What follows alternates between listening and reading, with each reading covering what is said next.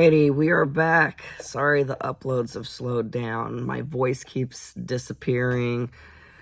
I've been too tired and had a lot going on. Whew. Crazy stuff. But we're here, we're back, and man, I hate that it's been so long, being that the story is so exciting. But we're back. Some monkeys.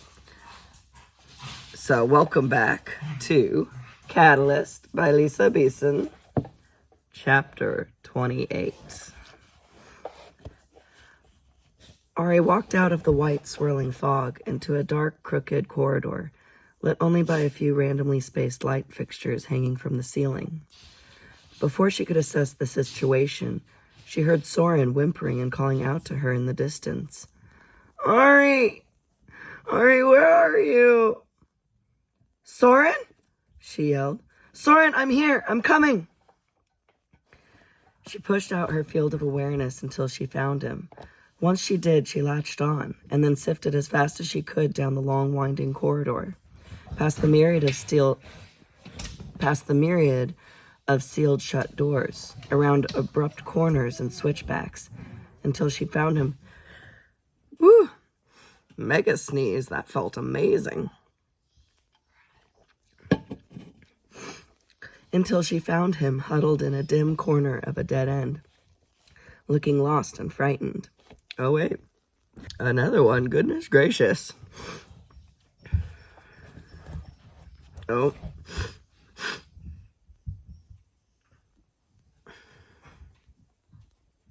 We might have another one. Okay, we'll continue. Ari slowed down to real time, then sliding down on her knees to where he was sitting in the corner. She scooped up the small boy into her arms and held him tight. I'm here, little man. I'm here. Once Soren realized what was happening, he wrapped his arms around her neck and bawled into her shoulder.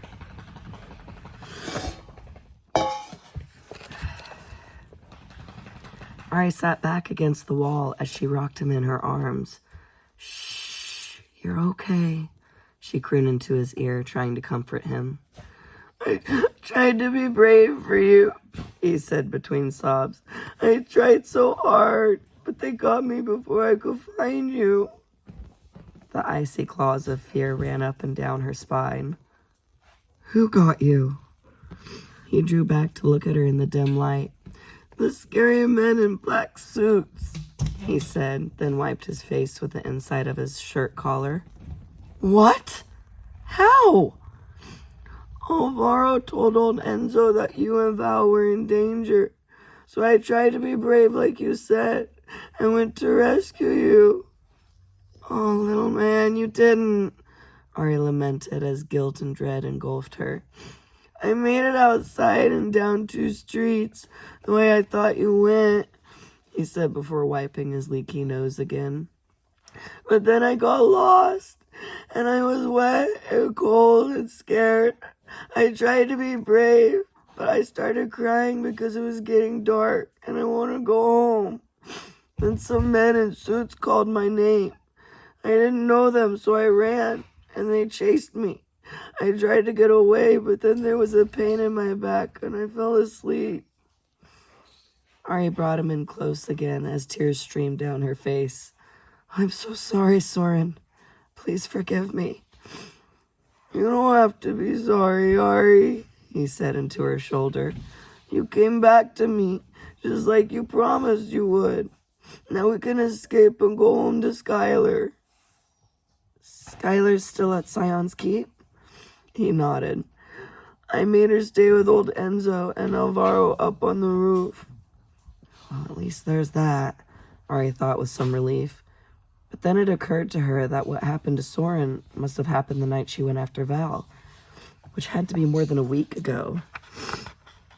Soren, where were you when you woke up after the men chased you? Soren sat back and thought about it. It was a white room with no windows, and I was lying on a bed, but everything's all fuzzy and weird, and I can't move.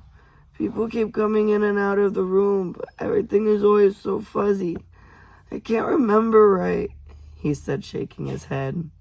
They must be drugging and restraining him to keep him from using his ability. She hoped that was all they were doing to him. But then I keep coming back here to look for you, Soren continued, while looking around uncertainly. I checked all the rooms, but you weren't there, so then I sealed them shut so the bad guys can't get through. Good job, little man. Very smart. Ari said as she hugged him. How in the world am I going to be able to escape the shades, save my parents, and then get Soren away from Anaximander? It all seemed so impossible. Looking over Soren's head, she saw the white fog starting to form a little ways down the corridor, and her heart sank. Oh, I can't leave him yet. She needed this time with Soren as much as he needed it with her. Soren suddenly jumped up out of her lap and grabbed her hand, trying to pull her to come up. Come on, we'll run away together. You don't have to leave without me. Ari looked into his eyes and saw that he must have sensed her sadness at having to leave, and it frightened him. He was more attuned to her than she had thought. Ari slowly shook her head as she held his hand in both of hers, her heart breaking into pieces. Ari, please! He screamed as he continued to tug on her arm. We'll leave this place together. Then you can make it better. You always make it better. Don't leave me again. It killed her to see him so upset. She wanted to make it better. She wanted to make it all better. But she couldn't. Not yet. Kamikaze. You have no right. Hush up, lay down, and leave everybody alone. She recently did a very, very, very bad thing and got herself royally messed up. Absolutely ridiculous.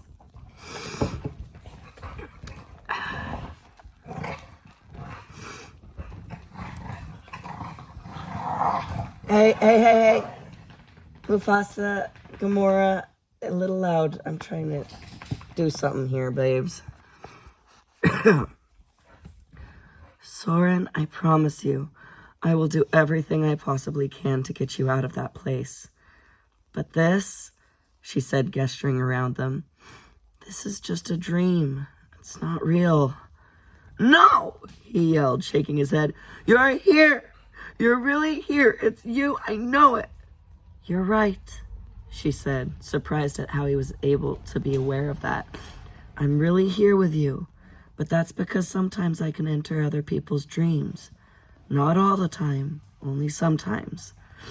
Soren gave up tugging and slunk down onto the floor, hanging his head and twisting the bottom of his shirt.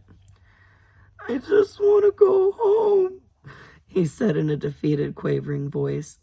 I want you, and I want Skylar. And I want to go home.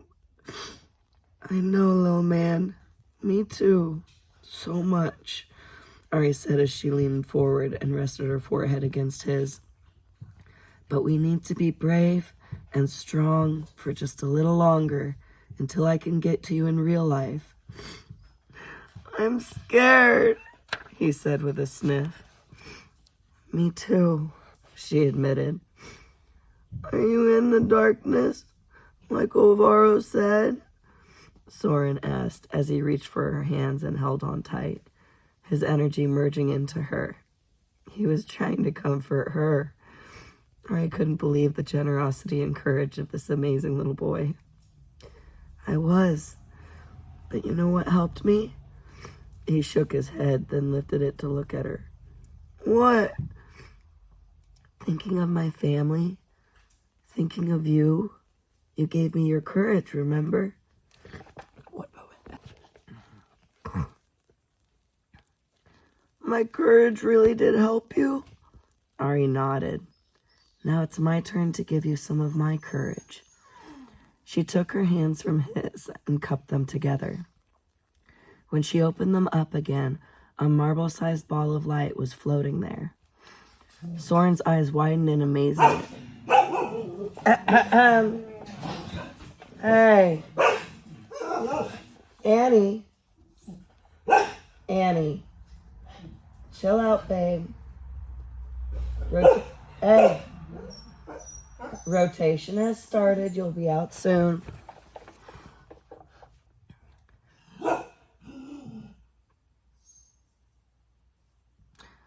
Soren's eyes widened in amazement, and he whispered, "Just like Ellie." "This is Lux," Ari said. "He helped me out of the darkness, and now he's going to help you." She gently took Soren's hands and brought them around Lux. "He's yours now, a little piece of me that will always be with you." Soren smiled, his beautiful little face illuminated in the light. But then he frowned. "But Lux won't be with me when I wake up. You said this was just a dream." "Do you trust me?" Ari asked him. He nodded. Ari cupped her hands around his, then slowly moved the ball of light so that it floated away from his hands and into his chest, right where his heart was, and then placed both of their hands over it.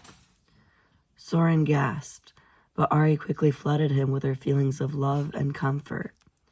"Do you feel that?" she asked. He smiled and nodded. "It feels safe and warm." She smiled back at him and nodded, thankful that it had worked. She looked again and saw the bank of fog had become much larger and was now starting to recede away down the corridor. "Oh no." "You're about to wake up now, little man, so I have to go," Ari said to him. "But that light will always be right there with you in your heart. I will always be right there with you." Soren nodded, then wrapped her up in a tight hug. "I love you, Ari." "I love you too, Soren," she said, squeezing him back. Then she kissed him on the head and stood up. He stood up too and watched her as she jogged away towards the receding fog. But before she ran through, she turned back to him one last time and put her hand over her heart. She saw him repeat the gesture right before she leaped into the fog, before it had a chance to disappear.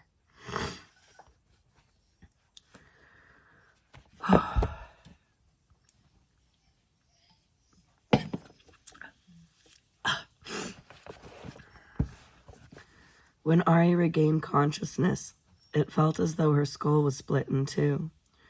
Her eyes watered from the sharp pain, and she had the overwhelming feeling that she was going to vomit any second. She tried to touch the back of her head, but quickly realized that her wrists were bound together with duct tape. The black sack was over her head again, and she was lying on her side in a small, cramped space, which vibrated and hummed noisily. There was muffled music coming from the other side of the partition behind her, and she was surrounded by the smell of exhaust and gasoline fumes. "I'm in the trunk of a car." Fighting down her rising panic, Ari blew out her fear as she concentrated on making the sharp pain in the back of her head go away. The pain and the nausea were making it hard to think clearly. Just as the sharp, throbbing pain eased away, Ari could feel the car slow down and turn onto what felt like and sounded like muddy dirt road.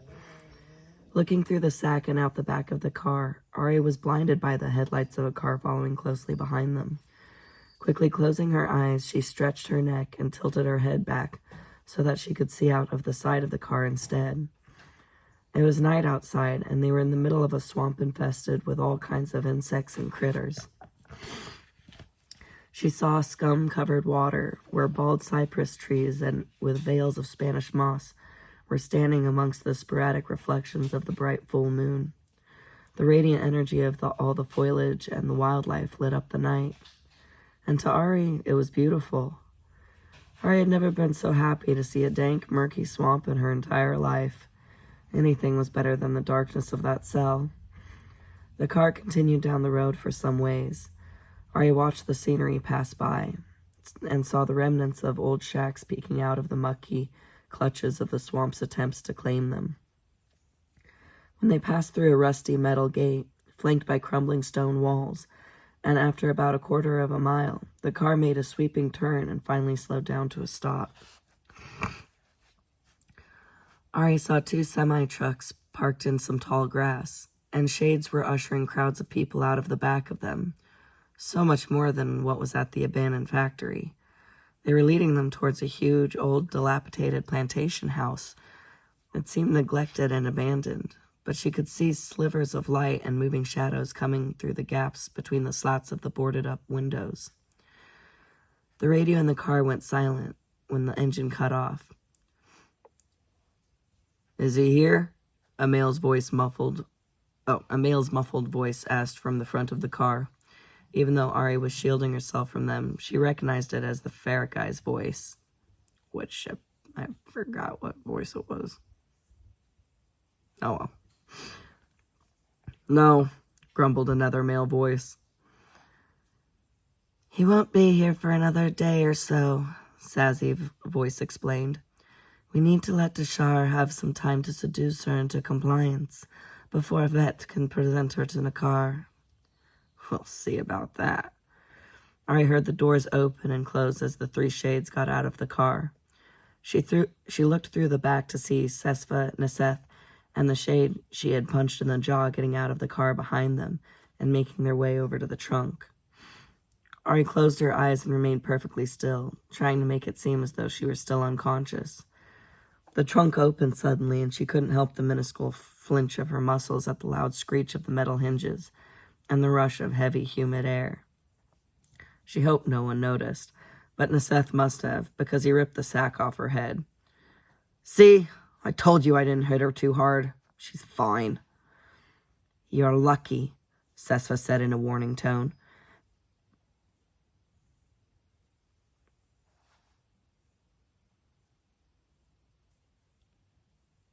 Oh, I forgot who I was talking. "You're lucky," Sesva said in a warning tone, "because if you had damaged her beyond repair, Nakar wouldn't have even bothered with demoting you to the dredges. You would have been banned from all vessels, permanently. Remember that." Naseth grunted in response, then roughly grabbed Ari's arm and pulled her up. Ari remained limp, determined not to make it easy for him, and challenged him with her stare. The guy she had punched came over to help get her out of the trunk, and Ari saw just how much damage she had really done to him. The whole left side of his face was swollen and purple. If looks could kill, Ari would have been nothing but a pile of ash from the ferocity of the shade's glare at her. Once they had her on her feet, Naseth got right in her face, flaring his nostrils and posturing threateningly. The body he stole was only an inch or so taller than her, so they were practically eye to eye. Even though Ari was weak from having had nothing to eat for hours, she stood her ground and glared back at him, daring him to try something. She was done being pushed around by these vile things. Her attention was distracted by the sound of a disturbance over by one of the trucks. One of the addicts was sobering up and was starting to question what was happening. It was a teenage boy, no more than 16 or so, and he was obviously frightened and confused. Ari's heart went out to him. "Where are we? What are we doing here?" the boy frantically asked the people around him. When nobody paid him any attention, he decided to run and take his chances with the snakes and alligators in the swamp. The shades by the trucks were too busy to notice. "Hurry, get out of here while you can." But the boy hadn't made it more than 10 feet when Naseth hissed in Ari's ear. "I may not be able to hurt you, but I can do this." Naseth tore the gun from his waistband, aimed, and shot the running boy in the back, causing him to collapse to the ground in a heap. "No!" Ari screamed in horror. "You hurt one of us, we kill one of them," Naseth declared. "His death is on your head." Ari wanted to rip them all apart in her rage, but instead she began to sift. Breaking the tape binding her wrists with her sifting strength, she ran over to where the boy lay on the ground, his lifeblood leaking from the wound in his lower back. Ari focused in and immediately saw that Naseth had hit a kidney and knew the boy would bleed out in moments. Putting pressure on the wound to try to staunch the bleeding, Ari whispered dispiritedly, "I'm so sorry." She didn't think she had enough energy to heal him in time. The boy was in a state of shock and tried to look back at her over his shoulder. "Help me, please," he whimpered, his eyes terrified. How could she deny him? It was her fault this happened. So digging deep and using every ounce of energy she had, she began to heal him, repairing the damage in a way that pushed the bullet out of the wound. She heard the sounds of the Shades' running footsteps coming towards them, but was able to finish the process and seal the skin before they had a chance to reach them. She managed to hold out long enough to tell the boy, "Run!" before she blacked out. Ari came through the white fog. Oh. That was the end of chapter 8. Or chapter 8. Oh gosh, where's my mind? That was the end of chapter 28. We're on to chapter 29, but I'm going to go ahead and put it in the next video because my noodles are ready to be eaten. So, see you next time. Peace.